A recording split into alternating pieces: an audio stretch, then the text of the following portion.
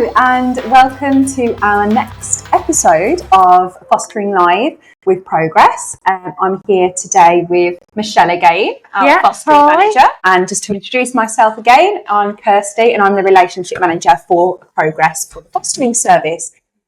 So the last session we discussed the form, so the actual application and process to become a foster carer. Went through the different sections. I think that was actually really helpful. So today I thought we'd talk about the next stage, and it's talking about the different types of fostering, the different types and the different specialisms, because I think when people think about fostering, they don't necessarily think that there's different ways to foster. Yeah, I think there's a misconception that fostering is just general and quite simply taking a child in your home and caring for them, but there are lots of different ways that you can do that. Yeah, so we wanted to go through those today to make it clear to you guys and anybody that is considering fostering. There may be other ways that you can look into fostering, more flexible ways that would actually suit your current work situations as well. So we're going to go into that a little bit more today. So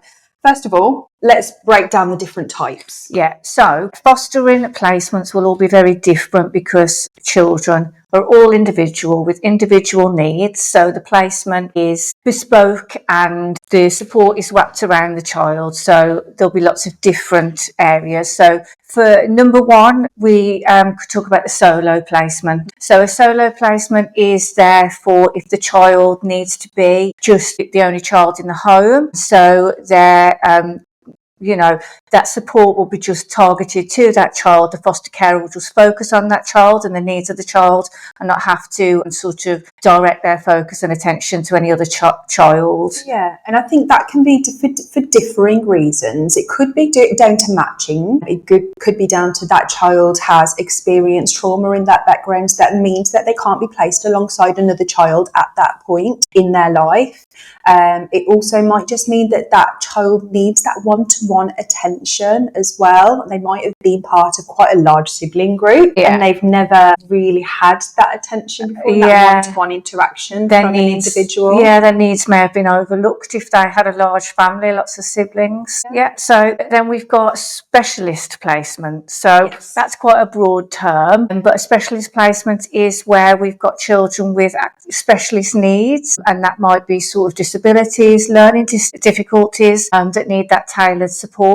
Yeah, so that wraparound support, whether that could actually mean therapeutic intervention as well, and that's something that we provide here at Progress, and we provide support to our foster carers. We've got in-house therapeutic development officer that kind of manages that team. The therapeutic support will also kind of support the foster carers to be able to support the child and manage the child in the best possible way. We've also got, kind of as part of the specialist, we've got step across. So step across is a term that people use and professionals use when a child has been placed into a residential service for many different reasons. That could have been, we're finding at the moment that it's usually down to the fact that we haven't got those specialist foster carers at the moment.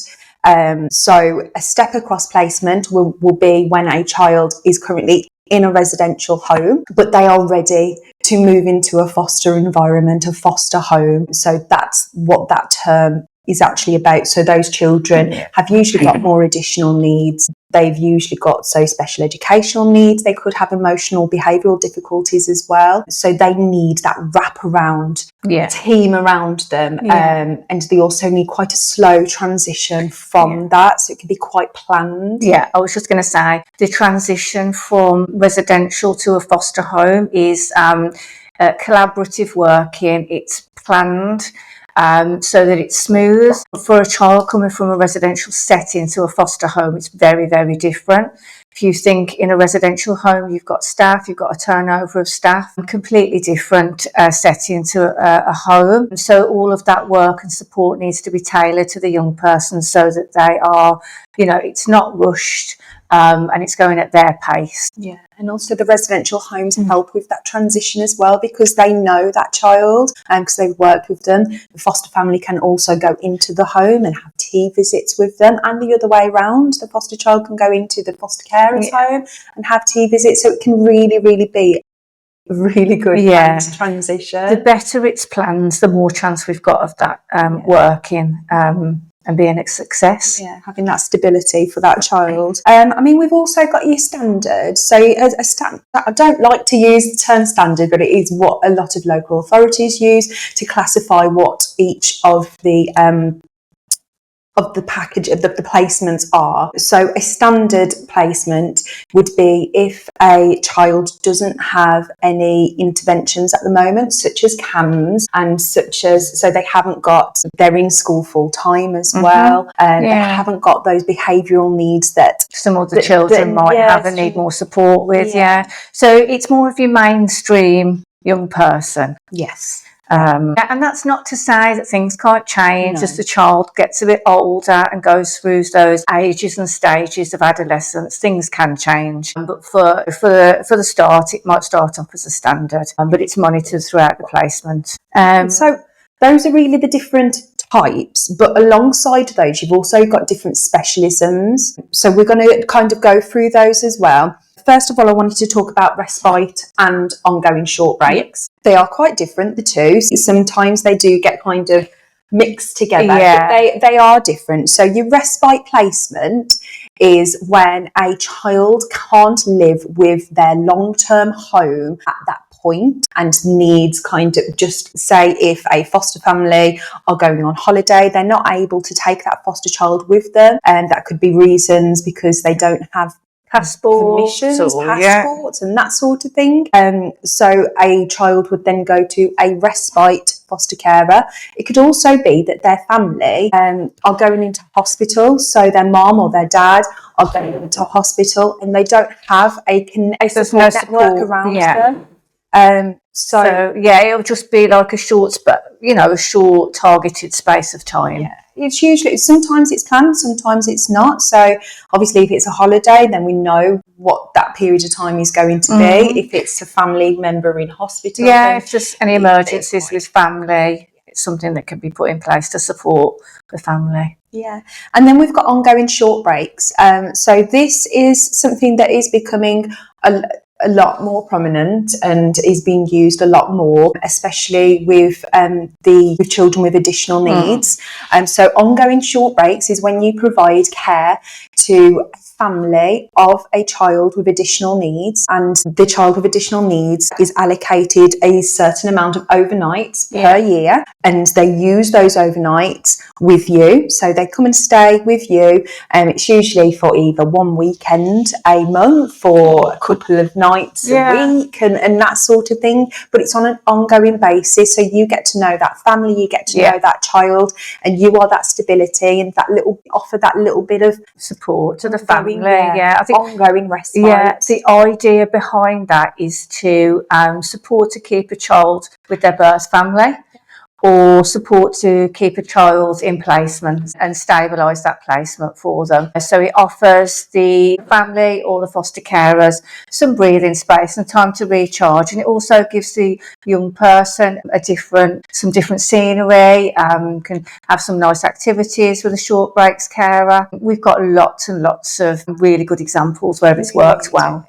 So obviously with respite and ongoing short breaks, we've got short breaks foster carers and respite foster carers that work during the week as well, and so it can be a more flexible way of fostering if that was something that you wanted to start off with. First of all, if you thought that fostering, it is something that you saw in your future and that you wanted to do, but you don't feel that you could offer long term at that point. It's a very good way of dipping your toe, getting to know how things work, having a bit of an experience of it all before you make the decision maybe a little bit later on to go into full-time fostering. So also along with the different types, you have got kind of your long-term fostering, and that is usually when a child is in your home up until the age of 18. and then you've got short-term fostering. That can be for a flexible amount of time. So it's usually short-term if the long-term plan has not yet been determined for that child. So short-term, the short-term, long-term. Then we've got sort of mother and child, parents and child placements. Now, parent and child fostering is something that when I've spoke to people, nobody knows that it exists. I've really found that at the moment. So your parent and child fostering, it's very specialist. So it is when a parent and child is welcomed into your home. So the parent and the child lives with you for a certain period of time. I don't know if you want to go into the different elements, because there's two different types, isn't there? There are two different types, and I'm just going back. You may have both parents. I've seen in referrals both mum and dad and baby. You might have mum who's under 18, so is classed as a young person as well, or mum might be a little bit older. And so those normally last for, they say, around 12 weeks, but that is really so dependent on lots of different things. And assessments that are running alongside in the background. So we've got two types of parent and child placements. We've got a supportive and we've got an assessment one. Both are where the foster carers will support mom to meet the needs of baby or toddler child. The assessment ones are where the foster carer will kind of make a judgment and assess how she feels mum is meeting the needs of the baby, and those notes and assessments will be used in the court arena. With the supportive placements, the foster carer will still be asked to write notes and logs, and those very much so are still used in the court arena just to evidence how mum has been working with professionals, meeting the needs of baby, so things like that. So they are, very much a specialism in their own right and quite time consuming, because some parents might come in and might need lots and lots of supervision where, that mum can't be left alone with child. Then we've got others that are a little bit more flexible. So are very much dependent on circumstances, mum, baby, And if it's something that you were really interested in, please do get in contact with us. We offer training for parent and child as a specialism with Progress. We've got quite a few foster carers and a lot of success stories that we can go through with you as well. So it is a very rewarding type of fostering, I would say. And as opposed to the long term, you've got your short bursts of, 3 to 4 months, and then you can have a week or so break, and then you have another burst. We've got lots of referrals, unfortunately, lots of referrals coming in from mother and baby placements. So that on its own is a specialism. I really want to talk about fostering children with special educational needs at the moment, because it is a massive need. So I will say, if you're thinking about fostering, and especially if you are a teacher, a nurse, someone who has worked with children, so in a nursery setting, just anyone from a childcare setting really, especially those that have worked with those with additional needs. Maybe you are a residential support worker. Somebody who's got those skills, those transferable skills. Because it is a massive need at the moment. We've got children, unfortunately, in our residential services at the moment with additional needs as young as 5. And I have never known that in my 13 years working for Progress. I have never known that. So it is a massive need at the moment. Yeah, these children really should be with a family. They should. They shouldn't be in a residential home just because of their age and their needs. They need specialist homes. That's kind of our goal at the moment, is to look at that step across and to move some of the children out of residential homes into living foster homes. And what we can do is, we are working on a model at the moment, aren't we? Where we are trying to, we're identifying applicants with a child in mind. So that could be a really interesting, hopefully successful. Yeah, so it's more of an adoption model way of looking at things, and which can be very planned, planned process. You know the child whilst you're going through the application, and you're made aware of that child. So it's something that we're looking at the moment.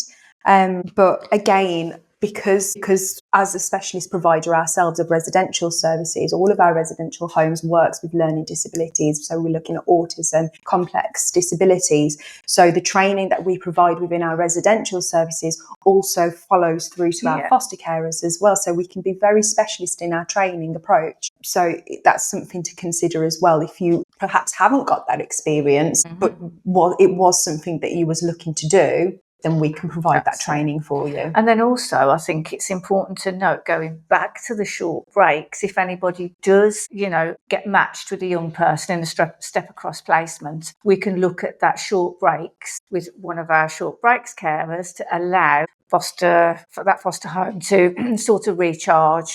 It stabilises things. So moving on a little bit, we've also got sibling placements. At the moment, we are crying out for. And the reasoning for the lack of ability to place siblings at the moment is because a lot of the time siblings need separate bedrooms. Sometimes it can be okay for them to share a bedroom. All children grow up, and of course they want their own space. They want their own room. They want their own space, and that's absolutely fine. But having the ability to provide several bedrooms to be able to bring siblings together, that is it's a need at the moment. Yeah, it's definitely a need at the moment. And I think that things have changed over time, over the last few years, haven't they? And we've seen sort of after COVID, rooms are taken up by offices, or adult children have moved back into the home. So it really makes it difficult for us to place siblings. Yeah, it really does. And it's important to keep them together. It really is, obviously, but it's also important to try and bring them back together as well, because they might have been in an emergency situation where they've had to go into separate placements, because in that emergency situation there just wasn't the availability to be able to keep them together. That's it. We have had a couple of success stories over the last couple of weeks with bringing siblings back together, so that's lovely, and we want more of it, really. We really do. So like we said, to be able to provide a home to siblings, separate bedrooms is required. So you're looking at a minimum of 2 bedrooms with availability. And obviously, if you're looking at providing perhaps short-term placements, being short-term foster carer and looking at fostering little ones, then it's a possibility. It is a possibility, and they would be able to share a bedroom with permissions, obviously, from the corporate parent. Teenagers. We get quite a lot of teenage referrals, don't we? And I think over the years working in this sector, there's a lot of foster carers that get frightened off by teenage placements, but actually they can be some of the easiest and most rewarding. Yeah, there's a massive misconception, isn't there, around fostering teenagers, because obviously they have been through a journey, haven't they? But you need to be able to become part of that journey. That's it. And I think, teenagers want somebody to confide in. They want a role model. Relationships can really be built with teenagers. They're at that point in their life where they're understanding things. It can be really lovely. So obviously with teenagers, obviously we're seeing quite a lot of referrals now, and the differing needs of those teenagers. Like I said before, teenagers have obviously been on a journey, so they're not coming into it. Sometimes they've been in care for quite a while, so they've experienced things, and because of that experience, they do display some behaviours. They can do. I mean, puberty, adolescence is difficult for any teenager. Then when you're throwing trauma into the mix, it can be sort of, difficult. But again, it's how you're supported as well to be able to be that stability for them, and it's about not giving up. That's it. They want stickability, commitment. And they will test the boundaries, and they will make sure that you are in it. You are in it, and you are there for them. That's what they need to know, that you're not going to just give up on them, because they've probably had that throughout their life. So that's why they will test boundaries. So that's it. And they're just exercising their independence as well, aren't they, as they're growing up a little bit. But we need foster carers that understand that as well. We've got lots of different training courses as well to support foster carers with that. as well as our therapeutic surgeries, and experienced supervising social workers. And just to touch on that a little bit as well, we're getting quite a lot of referrals for unaccompanied asylum-seeking children as well. So especially if that was something that you were looking into, we could have a conversation about providing a home to an unaccompanied asylum-seeking child as well.